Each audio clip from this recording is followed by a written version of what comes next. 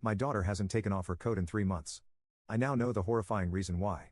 I was dumbfounded the first time I saw my daughter wearing that big, ugly black coat. It was weird, but I just assumed she had found it at school and started wearing it as a joke. I just never could have predicted the horrifying reality behind her new addiction. When I met her 10 minutes later in her room, however, Melanie was still wearing the coat. It was burning hot outside, so I asked her to take it off, but for some reason, she insisted on wearing it. I heard my wife clear her throat behind me and looked back. She gave me a stern look, which was a reminder not to force our daughter to do anything she didn't want to do. I sighed and accepted the fact that I'd have to endure the terrible smell of that coat for the rest of the day. During dinner, I could barely stomach 2 bites of my spaghetti before I lost my appetite entirely due to the sight and smell of the coat from hell.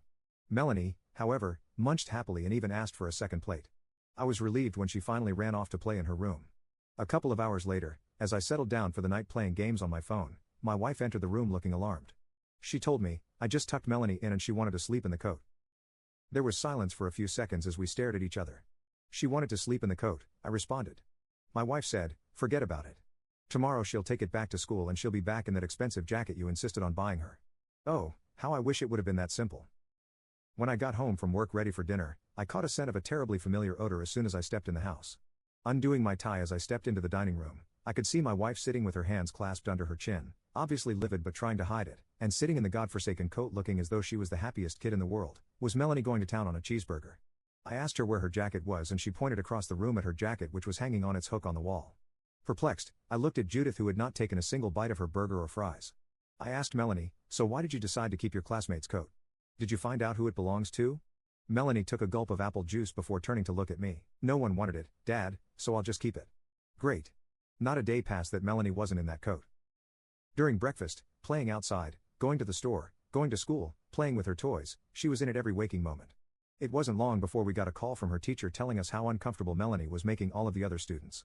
I told her that I was going to talk with her about it. I spoke with Judith and we came to a mutual agreement. Enough was enough. Melanie was going to have to take the damn thing off. When we approached her in her room, however, she acted like an animal backed into a corner. She got uncharacteristically loud and violent, throwing things across the room at us until we were forced to retreat. I considered calling a therapist, but Judith was against it. She did not get tired of the damn thing. One night, I accidentally walked in on Melanie as she was taking a shower. Though her clothes were on the floor, the coat was not. She was wearing it as she showered. We were warned by the principal of the school that Melanie would be expelled if she did not get rid of the coat. Judith and I decided to try to rid ourselves of the damn thing while she slept. We waited until midnight before creeping into her room. The two of us tiptoed very slowly towards our daughter's bed, her back to us as she lay sleeping in the coat. If she woke during the removal, we were just going to have to wrestle with her until we got it off.